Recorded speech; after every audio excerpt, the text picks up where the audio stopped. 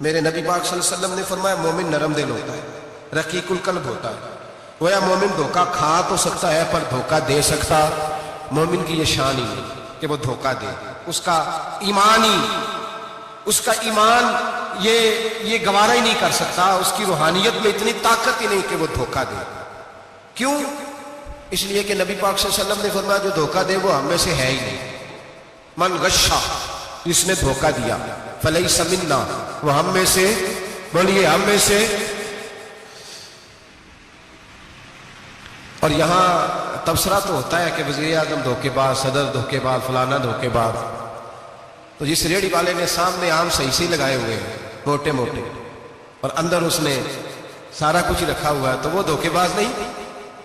جو دکھا رہا ہے وہ دے گا بھی کہ نہیں؟ تو اس نے دکھانے کے لیے چیز اور رکھی ہوئی ہے اور دینے کے لیے، تو یہ دھوکہ نہیں؟ کیا صرف بڑا ہی دھوکے باز ہے؟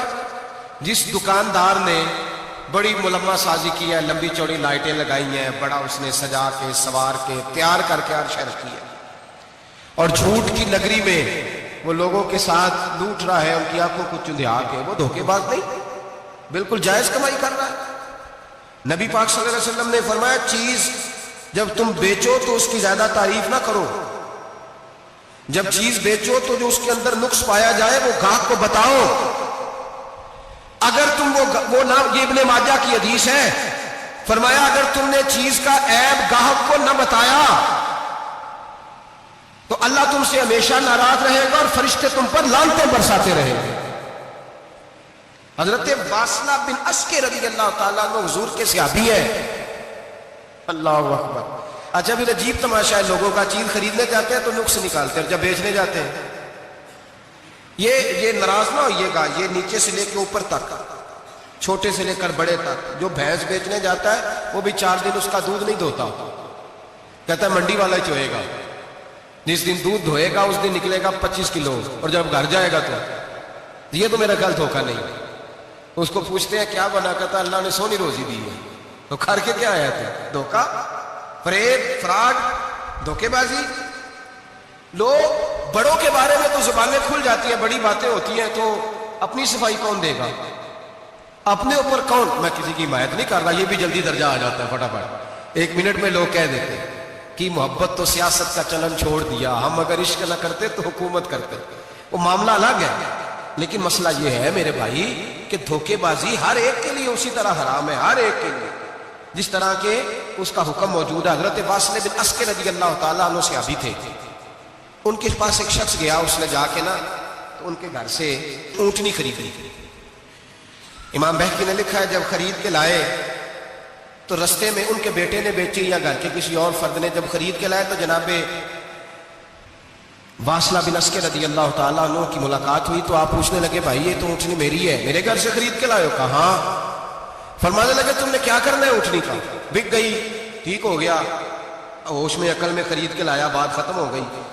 بلکہ ہم تو کہتے ہیں وہ لکھا ہوتا ہے دکانداروں نے خریدا ہوا مال واپس، واہ جی واہ، یہ کس کا فتویٰ ہے؟ یہ خریدا ہوا مال واپس کس کا فتویٰ ہے؟ یہ ساڈا اپنا۔ کہتے ہیں ایڈا اوکھا تینوں مڑیا تو پھر لے کے آ گئے، ایڈیاں گلاں سنا کے، ایڈا سیاح سیل مین سی، انہیں ترلے لے نے ساتاری انہیں تعریف کی ہے، تو انہوں بڑا سونا لگے گا، پھر تیرے گلے میں ڈالا بڑی مشکل سے مڑا ہے تجھے، اور تو پھر لے کے آ گیا، اور شام کو کہتا الحمدللہ میں نے بڑے پیسے کمائے، لا حول ولا قوت الا باللہ۔ سارا دن جھوٹ بولا، فریب کیا، اس پہ اللہ کا شکر ادا کر۔ بندہ لے کے آ رہا ہے ان کے گھر سے، کہاں سے خریدی؟ تو صحابی کہنے لگے آپ کے گھر سے۔ فرمایا میری اونٹنی ہے لیکن تمہیں اس کے عیب کا پتہ ہے؟ او بھائی یہ دھرتی پہ بسنے والے لوگ تھے، یہ میرے نبی پاک کے تیار کیے ہوئے تھے، تمہیں پتہ ہے اس اونٹنی کے عیب کا؟ کہ یار تو عجیب آدمی ہے، کوئی عیب بھی بتاتا ہے اپنے جانور کے۔ فرمانے لگے چل تو یہ بتا گوشت کھانے کے لیے خریدی ہے یا سفر کرنے کے لیے؟ کہا میں نے تو اس پہ بیٹھ کے حج کرنے جانا ہے۔ فرمانے لگے چل پھر میرے ساتھ واپس آپ پیسے لے لے، گوشت کھانے کے لیے اچھی ہے، دودھ دینے کے لیے اچھی ہے، پر یہ سفر کے لیے اچھی نہیں، تیرے کام نہیں آیا۔ اب وہ صحابی ساتھ ساتھ چل رہے ہیں اور کہنے لگے یار میں نے خرید لی تھی، پیسے دے دیے تھے، مرضی سے سودا کیا تھا، میں نے پوچھا بھی نہیں تھا سفر کی کیسی ہے، تو نے یہ کیوں کیا؟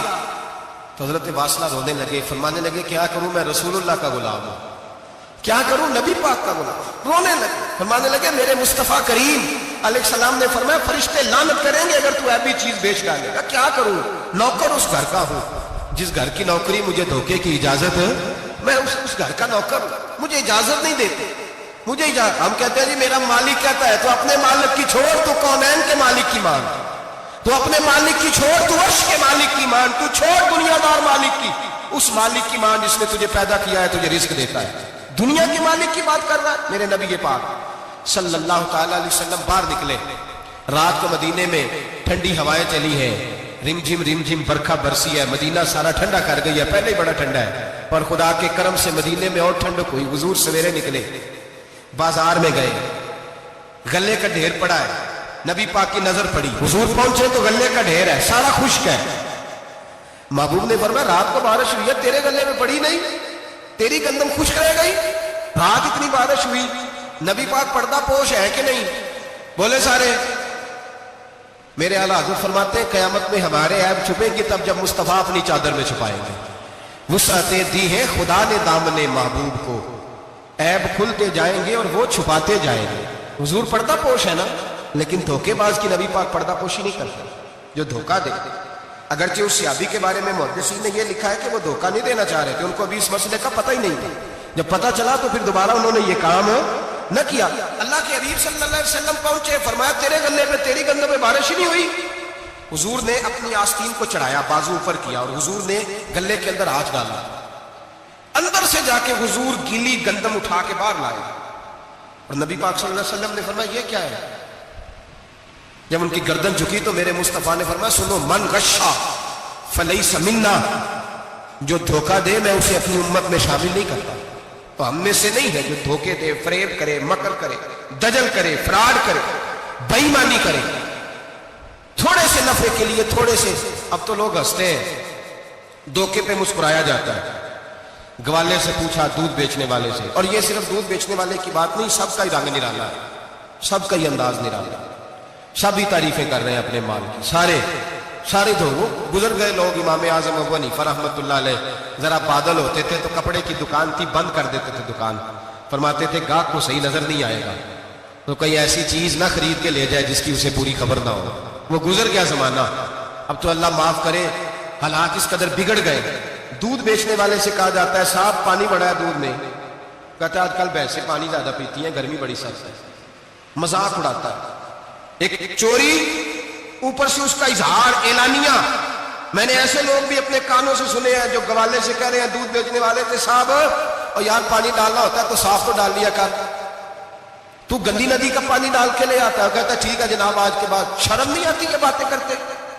خدا کی دھرتی پر کھڑے ہو کے اللہ کے قانون کو چیلنج کرتے ہیں لوگ, اعلانیہ گناہ کرتے ہیں, اعلانیہ سرعام, کوئی پوچھنے والا نہیں. حیا ختم ہو گئی, دل سے یہ سوچ ختم ہو گیا کہ ہم کیا گفتگو کر رہے ہیں. بڑے بڑے رنگ ہیں, بڑے بڑے انداز ہیں لوگوں کے. حضرت ابو ہریرہ رضی اللہ تعالیٰ عنہ کھڑے تھے تو ایک آدمی دودھ میں پانی ملا رہا تھا. حضرت ابو ہریرہ کی چیخیں نکل گئی, رو پڑے. لوگ اکٹھے ہوئے, کہنے لگے حضور آپ کو کیا ہوا؟ وہ پانی ملانے والا بھی آ گیا, حضور آپ کیوں رو رہے ہیں؟ فرمایا قیامت کے دن تجھے جو سزا ملے گی وہ سزا یاد کر کے میری آنکھوں میں آنسو آ گئے. تجھے جو سزا ملے میری آنکھوں میں آنسو آ گئے. حضور کیا سزا ملے گی؟ حضرت ابو ہریرہ رضی اللہ تعالیٰ عنہ فرماتے ہیں یہ دودھ رب تیرے سامنے رکھے گا اور تجھ سے اللہ فرمائے گا